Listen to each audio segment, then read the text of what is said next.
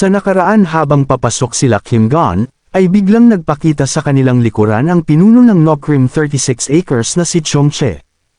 Habang tinatanong sila nito na kung ano ang sadya ng kanilang pagpunta sa kanyang teritoryo.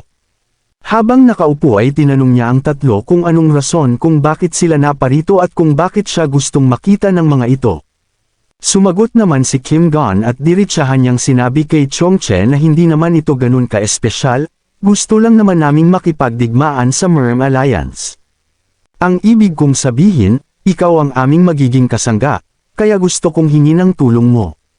Upang i-dominate ang martial arts world. Ngunit tumawa lang si Chong Che ng malakas, habang si Kim Gon naman ay napatikip na lang sa kanyang tenga. At tinanong niya si Kim Gon na alam mo ba kung bakit namumuhay ang matandang ito dito ng mapayapa? At dugtong pa niya na ito ay hindi inaasahang tugon. Totoong hindi ko gusto ang Merm Alliance. Ngunit, bakit ko naman tutulungan ang taong walang koneksyon sa akin sa kahit ano paman? Nang biglang tinawag siya ng kanyang tauhan, at sinabi nito na paumanhin Mr. Chong Che, ito ay saglit lang. At may ibinulong ito sa kanya, habang si Kim Gon naman ay napasabi na lang na anong klaseng nakakadiring pagbulong iyan. At sinabi ni Chong Che na okay sige, at napangisi na lang ito. Sa sinabi ng kanyang tauhan, ay sinabihan niya si Kim Gon na mayroon na siyang paraan upang magkaroon sila ng koneksyon. Sabay tayo sa kanyang upuan at naglakad papalapit kay Kim Gon. Habang makikita natin na naglalabas ito ng kanyang malakas na aura sa harapan ng ating bida. Na ikinaalarma naman ni Kim Gon, at makikita niya ang kamay nito na papalapit na sa kanya, ay napasabi na lang siya sa kanyang isip na ito ay isang ambush. Sabay kuha niya sa kanyang baril, ngunit hinawakan lang siya nito sa balikat, at tinanong ni Chong Che si Kim Gon na kung gagawin nilang pinuno ng kanilang sekta ang Mongol cult, hindi ba ito ay napakaganda? At dugtong pa niya na kung sa ganitong paraan na lang kaya, ipapakasal ko ang aking anak sa iyo, na ikinagulat naman ni Kim Gon at hindi niya alam ang kanyang sasabihin. Nang marinig ito ni Dangguang at Jin Huaran ay napanganga na lang ito sa gulat. At sinabi din ni Chong Che na kapag kasal na kayo ng aking anak, huwag mo akong tawaging ama, dapat daddy. Ngunit di man lang sumagot si Kim Gon, at tinanong naman ito ni Chong Che na kung bakit hindi ito sumasagot. At dugtong pa niyang tanong kay Kim Gon, habang may galit sa kanyang boses, na huwag mong sabihin na hindi mo gusto ang aking anak. Ngunit wala pa ring tugon si Kim Gon at nanatiling tahimik. Ngunit bakas ang inis nito sa kanyang mukha, at sinabihan niya si Chong Che na ang sagot ko ay ito, sabay mura niya kay Chong Che, habang nakaangat ang gitnang daliri. Habang si Chong Che naman na di alam ang ibig sabihin ng pag-angat ng gitnang daliri ni Kim Gon, ay tinanong niya ito na kung ang ibig bang sabihin ng pag-angat ng gitnang daliri ay pagsang-ayon nito. Ngunit agad namang tinakpan ni Jin Huaran ang bibig ni Kim Gon, habang nagsasalita ito at tinanong niya si Chong Che na kung nagdadrugs ba ito. At dugtong pa niya habang galit na bakit ko naman pakakasalan ang iyong anak. Ngunit dito naintindihan ni Chong Che dahil sa kamay na nakatikip sa bibig nito. Habang si Jin Huaran naman na pasimpleng tumawa, ay sinabihan niya si Chong Che na Mr. President, kung maaari ba namin muna itong pag-usapan saglit ng aming cult leader. At dugtong pa niya na dahil ang mga bagay na yan ay hindi madaling pagdidesisyonan.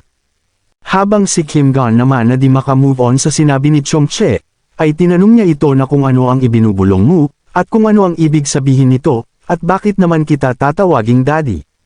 Sabay hamon niya kay Chong Che na ipakita mo sa akin ang ibig sabihin ng pagiging mayabang. Habang nakaangat peren ang gitnang daliri nito. Ngunit dahil sa hindi maintindihan ni Chong Che ang sinabi ni Kim Gon, ay di niya ito pinansin, at napaisip na lang ito, at sinabi niya na well, tama ang mga sinabi mo, dahil ito ay marriage ng anak ko ang nakataya dito. At sinabihan niya si Jin Huaran na sige, bibigyan ko kayo ng oras para pag-isipan ito upang makapagdesisyon kayo sa inyong isasagot. At makalipas ang ilang minuto ay nag-usap na ang tatlo. Habang si Dangguang naman na pinagpawisan na tinitingnan si Kim Gon, ay di na nagsalita.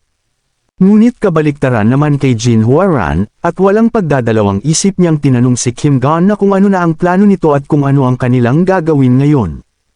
At si Kim Gon naman na may inisperen sa kanyang mukha, ay tinawag niya si Jin Huaran, at tinanong niya ito na kung ano ang ibig nitong sabihin na kanyang gagawin. At sinabi niya na syempre wala. At bakit ko naman pakakasalan ng isang babae na hindi ko naman lubos na kilala? Napasabi naman si Jin Huaran sa kanyang isip na ang biglaang pagpapakasal ay isang nakakatawang kondisyon. Ito ay nakakalungkot, at mukhang mahirap makuha ang puwersa ng Nokrim. Sinabihan na lang ni Jin Huaran si Kim Gon na kung ganun ako na lang ang pupunta at kakausap sa punong tagapamahala upang esettle ang mga bagay-bagay. Nang bigla na lang tumunog ang telepono ni Kim Gon, at napasabi siya na kung ano itong biglaang mensahe na ito, at kung ano na naman kaya ang misyon na ibinigay. At nang binasa niya ito ay nakita niya na may nakalagay na bumuo ng alyansa sa 36 na Houses of Nokrim. At mayroong additional rewards na ibibigay kapag matagumpay ang pagbuo ng alyansa nang hindi pinapatay ang pinuno ng Nokrim. Napasabi na lang siya sa kanyang isip na bakit sa lahat ng oras ay ngayon pa. At napatahimik na lang si Kim Gon, habang si Jin Huaran naman ay sinabihan niya si Kim Gon na Master, ako ay aalis na at babalik din kaagad. Ngunit nagsalita naman si Kim Gon at pinatigil niya si Jin Huaran.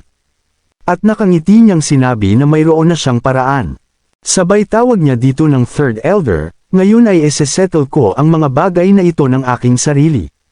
At makalipas lamang ang ilang sandali ay pumunta na agad sila kay Chongche. At tinanong niya si Kim Gon na kung nakapagdesisyon na ba ang ating bida sa kanyang alok. Sumagot naman si Kim Gon ng oo, at nakapagdesisyon na ako. At seryoso niyang sinabi kay Chongche na hindi ko pakakasalan ng anak mong babae. Naikinabigla naman ni Chongche, at napawat na lang ito, sabay tanong niya kay Kim Gon na kung ayaw ba ng kanyang anak sa ating bida. Sumagot naman si Kim Gon na hindi lang iyon, batay sa iyong mga sinabi, once ang ungwento ay ginawa, ito na yon, tama ba? Dahil dito, sa pagitan nating dalawa, hayaan mong maging sworn brothers tayo. Nang marinig ito ni Chongche ay napataas ang isang kilay nito at di niya inaasahan na sasabihin iyon ng ating bida. Tinanong naman ni Chongche si Kim Gon na kung tama ba ang kanyang narinig na gusto ng ating bida na maging mag-sworn brothers sila. At sumagot naman si Kim Gon ng oo, sworn brothers, at ikaw ang aking magiging older brother. Sa sinabi ni Kim Gon ay napahagalpak ng tawa si Chongche na halos maluha na siya, at sinabihan niya ang ating bida na ikaw ay napaka-unpredictable na tao. At nakangiti niyang tinanong si Kim Gon na hindi ba dapat ang mag-sworn brothers ay ang pagkakaroon ng medyo pantay na katayuan. At dugtong pa niya na kung sa tingin ba ng ating bida ay masisiyahan siya sa ganitong alok. Sumagot naman si Kim Gon, at sinabi niya na alam kong sasabihin mo ang mga bagay na yan. Then magkaroon tayo ng bet, sumagot naman si Chongche na alright, at tinanong niya si Kim Gon na kung anong bagay naman ang gustong gawin ng ating bida upang aliwin siya ngayon. At dugtong pa niya na curious ako sa kung anong klaseng bet yan, at sabihin mo na kung ano ito. Nakangiti namang sinabi ni Kim Gon na ito ay karaniwan lamang at kilala sa tawag na stealing the flag. At ipinaliwanag na nga ni Kim Gon ang mga gagawin at sinabi niya na ang paraan ay simple lang, kukuha lang tayo ng 3 tao upang irepresenta ang bawat panig ng Mongo at Nokrim faction. At ang taya ay kung sino man ang makakakuha ng flag ng kanyang kalaban ay siyang tatanghaling panalo. At sinabihan ni Kim Gon si Chongche na kung ako ang mananalo tayo ay magiging sworn brothers na susuporta sa aming puwersa. At kung ako naman ay matatalo, tatanggapin ko ito ng maluwag sa kalooban at aalis dito. Sabay tanong niya kay Chongche na ano sa palagay mo? Hindi ba't ito ay napakasimple lang, tama ba? Sinabihan naman ni Chongche si Kim Gon na paano kaya kita huhusgahan batay sa simpleng taya. Sinabihan naman ni Kim Gon si Chongche na anong meron sa mahaba mong dila, ang sabihin mo ay natatakot ka lang. Sumagot naman si Chongche na okay, ayos lang naman, ngunit ito ay hindi patas. Kung ganito na lang kaya kapag ako ang nanalo sa bet na ito, then kailangan mong pakasalan ang anak kong babae. At ikaw ay aking magiging son-in-law, na ikinagulat naman ni Kim Gon, at tinanong ni Chongche si Kim Gon na ano sa tingin mo. Siya nga pala, ano yung sinabi mo kanina? Naalala ko na, hindi ba't sinabi mo na natatakot ako, ngayon ikaw naman, takot ka ba sa taya ko? At makalipas ang ilang sandali ay makikita natin na nagsimula na sila sa kanilang paligsahan.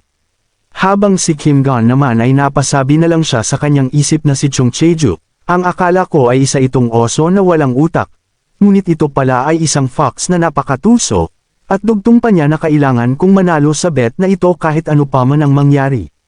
Since ito ay isang bet kung saan mananalo ka lang kung ikaw ang unang makakakuha ng flag kaysa sa halip na dumipensa dito. At mayroon lamang isang mataas na posibilidad na ang pinakamalakas na tao katulad ni Chongche, ang pupunta dito upang kunin ang flag ng personal. At tinanong na nga niya si Dangguang upang magkaroon sila ng plano na kung makakaharap nito si Chongche sa tingin mo gaano katagal mo mapipigilan ito. Na agad naman naunawaan ni Dangguang ang ibig sabihin ng ating bida. At sinabi naman ni Dangguang kay Kim Gon habang pinagpapawisan na kung makakaharap ko si Chong Cheju, ay malamang kailangan kong maghanda upang labanan ito ng patayan. At dugtong pa niya na sa tingin ko ay mapipigilan ko siya ng 15 minuto. Na ikinagulat naman ni Kim Gon, at napasabi na lang siya na ganoon ba talaga kalakas ang Chong Cheju na iyon. At dugtong pa niya na sa ganoong kaso kailangan naming makuha agad ang flag sa loob ng 15 minuto. At tinawag na nga niya si Jin Huaran, na agad naman itong sumagot. At sinabihan niya ito na kapag ibinigay na ang hudyat, kailangan mong tumakbo ng mabilis hanggang sa makakaya mo upang puntahan kung nasaan nakalagay ang flag.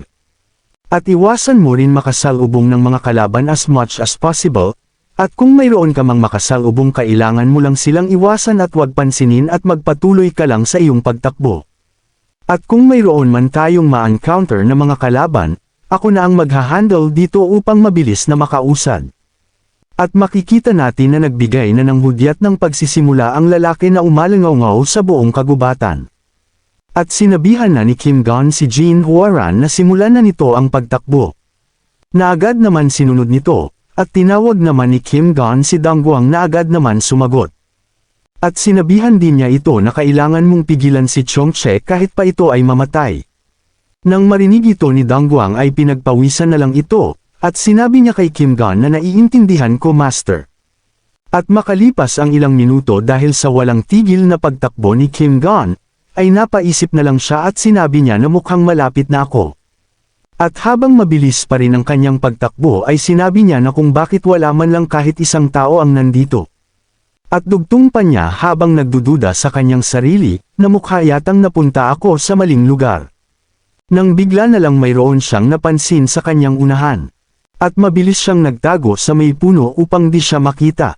At makikita natin na ang flag pala ito ng panig ni Chongche. Habang napapaisip na lang si Kim Gon at sinabi niya na sa palagay ko ay mukhang ako lamang mag-isa ang nandito, dahil wala man lang ako nakikitang tao sa paligid. At dagdag pa niya na mukhang lahat ng 3 kalahok sa panig ni Chongche ay pumunta sa aming flag kung saan ito naroon. At makikita natin na sumugod na si Kim Gon at sinabi niya na kailangan kong magmadali, upang magamit ko ang oportunidad na ito.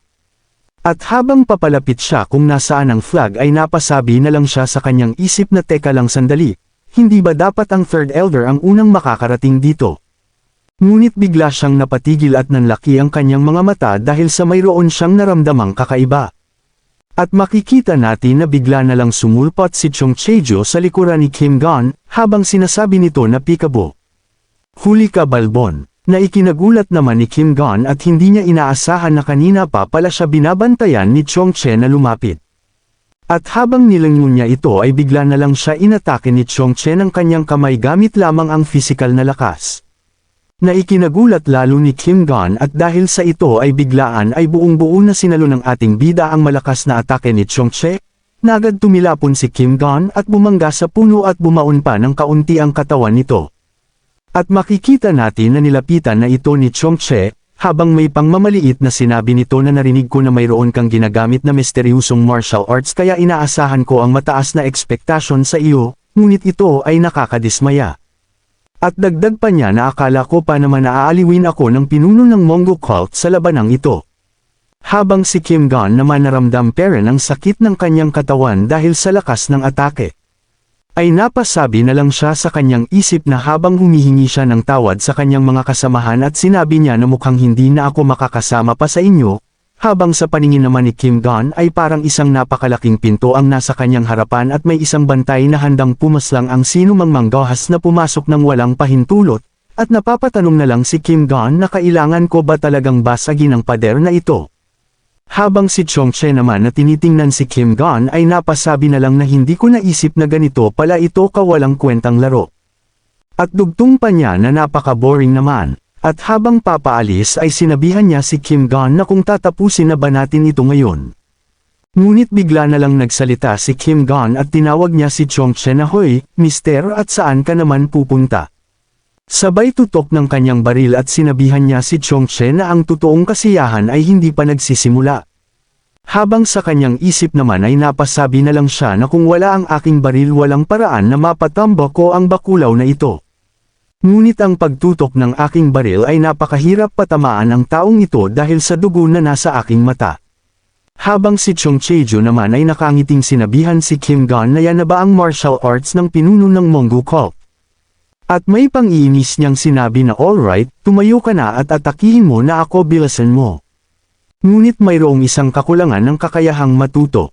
Nang bigla na lang mayroon siyang napansin na papalapit sa kanya at napangiti na lang ito ng masama, sabay dakma sa mukha ng babaeng sumugod sa kanya. Ito pala ay si Jin Huaran, at makikita natin sa mata nito ang gulat habang nanginginig sa sakit ng pagkakahawak sa mukha niya, at di rin ito makahinga ng maayos dahil sa natatakpan ito ng malaking kamay ang kanyang ilong at bibig. At habang hinawakan niya ang mukha ni Jin Huaran ay sinabihan niya ito na sigurado ako na binigyan kita ng isang pagkakataon upang atakihin ako, hindi ba? Habang makikita natin ang pagkahulog ng kutsilyo na hawak ni Jin Huaran, at dugtong pa ni Chongche na sa mga ganyang swallow moves, dapat alam mo na hindi mo mailalapat sakin kahit na ang isang daliri mo man lang. At dagdag pa niya na ang makita kang katulad nito ngayon, ibig nitong sabihin ay pinapayagan kitang gawin ito ng maayos. Habang makikita naman natin na pumipigla si Jin Huaran upang makawala sa pagkakahawak ni Chongche ngunit masyado talagang malakas ang physical na lakas nito na kayang hawakan ang isang tao gamit ang isang kamay lamang. Habang makikita naman natin si Kim Gon na pilit tumayo. At napasabi na lang siya na mukhang nagkaroon ako ng injury sa ribs nang ako ay bumangga sa puno. At dugtong pa niya habang sinabihan niya ang kanyang sarili na bilasan mo ang pagtayo at tulungan mo ang third elder, at kailangan mo siyang mailigtas. Nang bigla na lang sumulpot si Dangwang sa likuran ni Chongche. Habang nanlilisik ang mga mata nito, sabay suntok ng malakas kay Chongche, at makikita natin na nabitawan na si Jin Huaran. Habang si Chongcheju naman na buong buo na sinalo ang malakas na suntok ni Dangwang at makikita natin na napaatras ito. Habang makikita natin ang ngiti nito na parang nasisiyahan pa sa natanggap na atake mula kay Dangwang. At napasabi na lang siya sa kanyang isip na matagal-tagal na rin nang huli akong makakita ng isang malakas na mandirigma na may ganitong klase ng lakas. Habang si Dangwang naman ay pasigaw na tinawag si Kim Gon at si Jin Huaran at tinanong niya ang mga ito na kung ayos lang ba sila. Naipinagtaka naman ni Kim Gon na kung bakit ito nandito. At tinanong niya si Dangwang na kung paano na ang patungkol sa ating flag kung nandito ka. Sumagot naman si Dangwang habang napahawak sa kanyang batok, at sinabi niya kay Kim Gon na may narinig kasi akong malakas na ingay kaya nag-aalala ako patungkol sa iyo cult leader. At pasigaw naman na sinabi ni Kim Gon kay Dangwang na kung nababaliw na ba ito. At napasabi na lang siya na kung matatalo na lang ba ako ng ganito nang hindi ko sinusubukan. At dugtong pa niya na kung ano na kaya ang gagawin ko, kailangan ko na bang barilin na lang ang taong yan. Ngunit bigla siyang napatigil dahil sinabi ni Chongche na huwag kang mag-alala cult leader. Dahil ang inyong flag ay nandoon pa rin. At nakangiti niyang sinabi kay Kim Gon na ako lang mag-isa ang pumunta upang labanan kayo. Naikinagulat naman ni Kim Gon ang kanyang narinig. At napasabi na lang siya na kung talaga bang mag-isa lang itong pumunta sa laban na ito. At dugtong pa ni Kim Gon na sinasabi mo ba na may kumpiyansa kang manalo sa amin ng mag-isa ka lang. Habang si Dangwang naman ay sinabihan niya si Chongche na kahit gaano pa man ito kalakas ang pag-take sa amin ng mag-isa ay. Sabay sabi niya na napaka-bravado mo naman Chief Chong. At makikita natin na naghanda na si Dangwang upang umatake, at makikita natin na pumadyak na ito at bumulusok papalapit kay Chongche, habang sinasabi niya dito na ang sobrang katapangan mo, ito ay magdudulot ng iyong pagkatalo sa labanang ito. At napangiti naman si Chongche habang sinasabi niya na kung ito man ay katapangan o hindi. Ikaw na ang humusga nito sa iyong sarili, gamit ang sarili mong katawan. Sabay handa na rin ang kanyang malakas na suntok, upang salubungin ang atake ni Dangwang. Na makikita natin ang pagtama ng kani-kanilang mga suntok na nagdulot ng malakas na pagsabog, ngunit wala man lang kahit isa sa kanila ang tumilapon, habang sinabihan ni Chongche si Dangwang na settle na lang natin ito gamit ang ating mga kamao, at sumagot naman si Dangwang na yun din sana ang nais kong gawin. Sabay handa ng kanyang malakas na suntok na agad tumama sa mukha ni Chongche, ngunit dahil sa tibay ng katawan nito at sa kanyang laki ay di man lang ito napagalaw ng suntok ni Dangwang. At napangiti pa ito, at nagmala demonyo, habang sinasabi niya na ito ay hindi sapat upang masatisfy ako. Sabay bigwas niya sa sikmura ni Dangwang at dahil sa physical na lakas nito ay napaangat ang paa ni Dangwang. Habang sinasabi nito na dapat umaatake ka ng maayos katulad nito. At makikita natin na napaso ka si Dangwang ng dugo, ngunit puno ng determinasyon ang mga mata nito upang makabawi. At makikita natin na tinamaan si Chongche sa bibig gamit ang tuhod ni Dangwang at napaso ka din ito ng dugo. Ngunit unti-unting ibinabalik ang kanyang tingin kay Dangwang na parang wala lang ang ataking iyon. Habang makikita natin sa mukha nito ang saya na kanyang nararamdaman. Sabay suntok niya kay Dangwang na agad tumama sa mukha nito at napaso ka rin ng dugo. At nagmala demonyo na rin si Dangwang sabay ganti ng malakas na suntok, at makikita natin na puro nasa fight mode na ang dalawa, at nagpatuloy sila sa kanilang ginagawa na halos magkaroon na ng mga pagsabog sa kanilang paligid. Habang si Dangwang naman ay napasabi na lang na kung anong klaseng lakas meron ang taong ito. At kung ito ay magpapatuloy, nang biglang tinamaan siya sa mukha ng sunod-sunod. Dahilan upang tumilapon siya, ngunit hindi naman siya tuluyang bumagsak, ngunit napaso ka ito ng maraming dugo. Habang si Chongcheju naman na uhaw pa rin sa labanan, ay sinabihan niya si Dangwang na hindi pa ako tapos at hindi rin ito sapat, at dugtong pa niya habang nakangiti, na sa ganitong rate, hindi mo man lang ako magawang mayupi, na lumapit ka sa akin ng mas malakas. Ngunit bigla siyang napatigil dahil sa may malakas na tunog ng baril, ang umalangaw sa paligid na ikinagulat ni Chongche, dahil sa mayroon siyang naramdamang tumama sa kanyang paa. At nang lumingon siya ay sinabihan siya ni Kim Gon na ang pagkakamali ay nasa taong nang mamaliit ng kanyang kalaban na mayroong hawak na baril. At dugtong pa niya na hindi ba't ito ay kasalanan mo rin dahil sa minaliit mo ang isang katulad ko.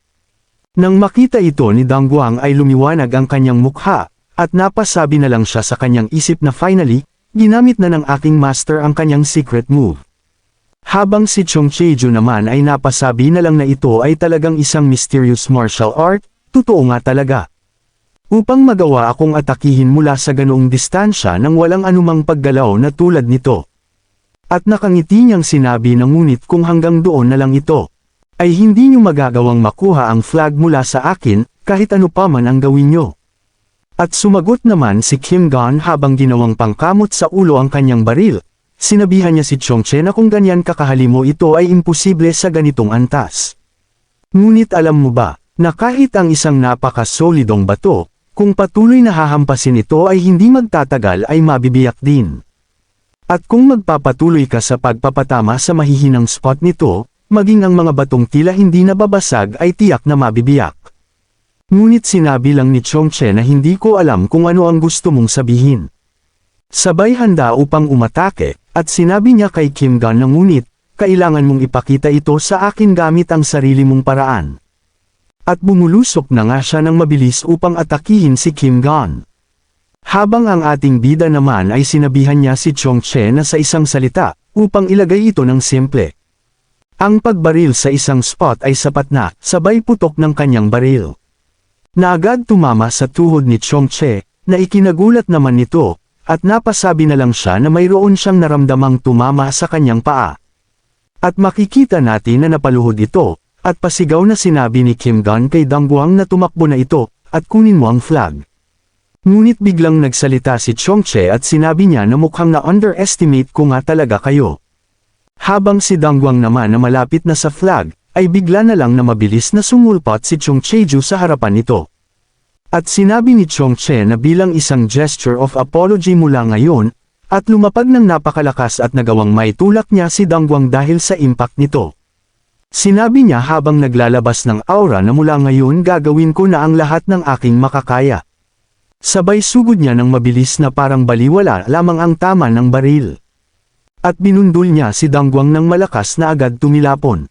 Habang makikita natin na naghahanda na ulit ito ng kanyang susunod na atake.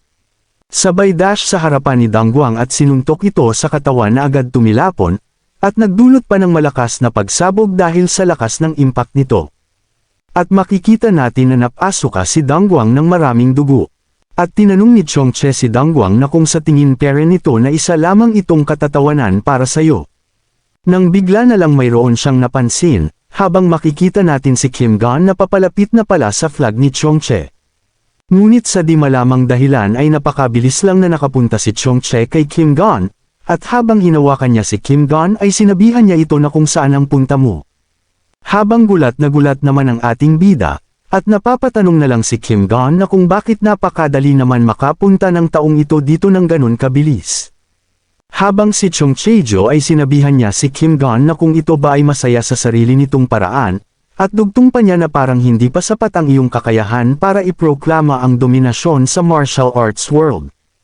Ngunit sinabihan lang siya ni Kim Gon na abangan natin hanggang sa huli kung sapat na ba ito upang ipagmalaki. Habang makikita natin na mayroon siyang dinudukot sa kanyang damit. At ipinakita ang nakaraan kung saan nasa silid ng kwarto ang ating bida, habang may hawak na isang bagay, at nakatingin sa kanyang telepono. At napasabi siya na kung ito na ba ang additional na reward sa kanya. Ang mission rewards pala na ito ay ang labanan nila ng Fifth Elder na si Dangguang nang hindi niya pinapatay. At dahil sa nakumpleto ang misyon at nagawang manalo ni Kim Gon ay may ibinigay na random rewards. Habang tinitingnan niya ang kanyang hawak na isang bagay ay napapatanong na lang siya na kung magagamit ba niya ang bagay na ito dito. At makikita natin na inihagis niya paitaas ang bagay na kanyang kinuha sa kanyang damit. At sinabi ni Kim Gon na hindi ko alam na magagamit ko pala ang bagay na ito sa ganitong sitwasyon. Habang si Chong Chejo naman na hindi alam kung ano ang inihagis ng ating bida ay pinagmamasdan pa niya ito. At nagtatakang nagtanong na kung ano naman kaya ang gamit ng bagay na iyon. Sumagot naman si Kim Gon at sinabi niya na iyan ba? Ang tawag dyan ay science, kasabay ng pagsabog ng malakas na liwanag. At napasigaw na lang si Chongche ng malakas, habang tinatanong niya ang ating bida na kung ano ang kanyang ginawa sa kanya.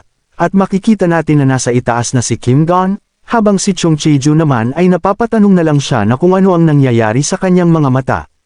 Habang nakahawak sa bato ay tinanong siya ni Kim Gon na kung ano na. Hindi ba ang isang iyon ay napakasaya, tama ba? At dugtong pa niya habang nakangiti ay sinabi niya na ito ay ang greatness ng science. Kung nagustuhan niyo ang ating kwento ay huwag kalimutang mag-like, comment, share and subscribe to my channel. Abangan sa susunod nating video ang mga kaganapan matapos makuha ni Kim Gon ang flag. At ang pagdadaos nila ng kasiyahan dahil sa matagumpay ang pagbuo nila ng kanilang samahan, at yayayain nila Dangguang at Chongche si Kim Gon ng inuman, dahil sa mga pang-iinis ng dalawa ay napilitang uminom ng ating bida. Ngunit di pa man naubos ang isang mangkok ay bumulagta na sa kalasingan si Kim Gon. At pagsapit ng umaga habang papaalis sila Kim Gon ay bigla na lang may ibinigay si Sondran na isang regalo na ikinainis naman ni Kim Gon dahil sa akala niya ay para sa kanya ang regalo. At sa pagbalik ni Kim Gon sa kanilang cult ay bumungad agad sa kanya ang isang matabang bata at si Yukpei na magkasama. At dahil sa insidenteng nangyari sa isang inn ay naging wanted si Dangguang, Jin Waran at Kim Gon. Thanks for watching guys.